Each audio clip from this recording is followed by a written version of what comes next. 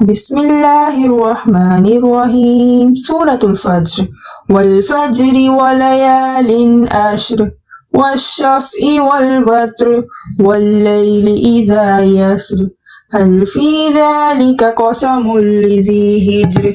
ألم تر كيف فعل ربك بعاد إرم ذات العماد التي لم يخلق مثلها في البلاد وثمود الذين جابوا الصخر بالواد وفرعون ذي الأوتاد الذين طغوا في البلاد فأكثروا فيها الفساد فصب عليهم ربك سوط عذاب إن ربك لبالمرصاد فأما الإنسان إذا ما ابتلاه ربه فأكرمه ونعمه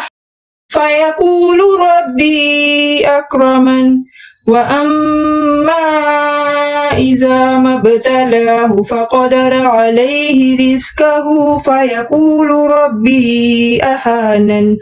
كلا بل لا تكرمون اليتيم ولا تحاضون على طعام المسكين وتأكلون التراث أكلا لما وتحبون المال حبا جما كلا إذا دكت الأرض دكا دكا وجاء ربك والملك صفا صفا وجيء يومئذ بجهنم يومئذ